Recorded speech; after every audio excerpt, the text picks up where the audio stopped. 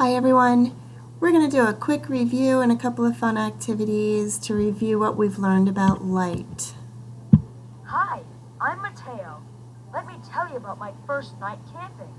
First, we set up our tents. Later, we had a campfire. Then we walked to our tents. It was dark. I called to my friend who was ahead of me. He answered back. I could hear him, but I couldn't see him. I turned on my flashlight. It helped us see. We found our tent. Inside, we read with flashlights. We listened to the crickets and other night sounds. It made me wonder, what makes sound? Why do things look different in the dark? You'll learn more about sound and light. Then make a tool to send messages using sound. So we're going to get ready to start learning about sound next week, but for right now, let's keep in mind the things we've already learned about light, how it's made, and how it travels. Taking a look at this picture, what things do you see that are making their own light? Yep, I see 3 flashlights the kids are holding inside the tent. Light comes from those to help us see things like this cute little frog a little better. Is the moon making light?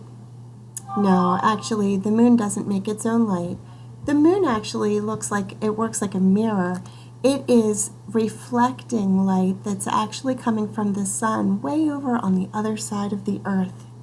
So at nighttime we can see the moon because the sun is actually shining on it. Okay, let's take a look at these pictures. I see a campfire, a compass, a flashlight, a lantern, tent, and some food. Let's think about these things. Which of these objects can give off its own light?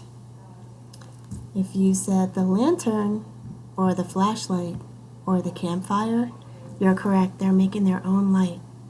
Now let's pretend it's daytime. We're outside. Which of these things can you see? Why can you see them? Yeah, if you answered all of those things, you're right. You can see everything because in the daytime, the sun is making plenty of light for us to see. Take a look at those items again. What can help you see a book if you want to read in the dark tent? You're inside the tent. It's dark. Hard to see that book. What's Mom always tell you? You shouldn't read in the dark. If you said a lantern or a flashlight, yep, those would help you read inside the dark tent. I don't think it's a great idea to start a campfire in the tent, do you? And what helps you see while you're roasting marshmallows?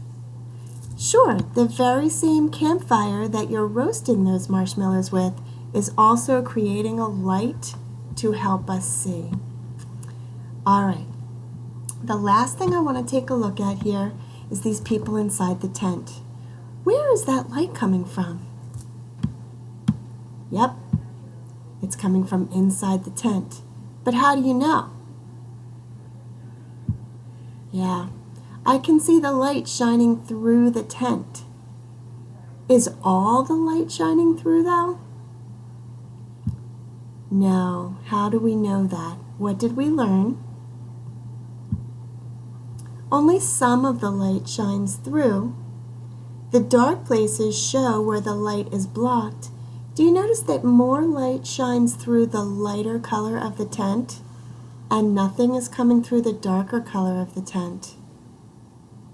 Remember, we learned that different types of materials can let through different amounts of light. And the last thing is take a look at this video.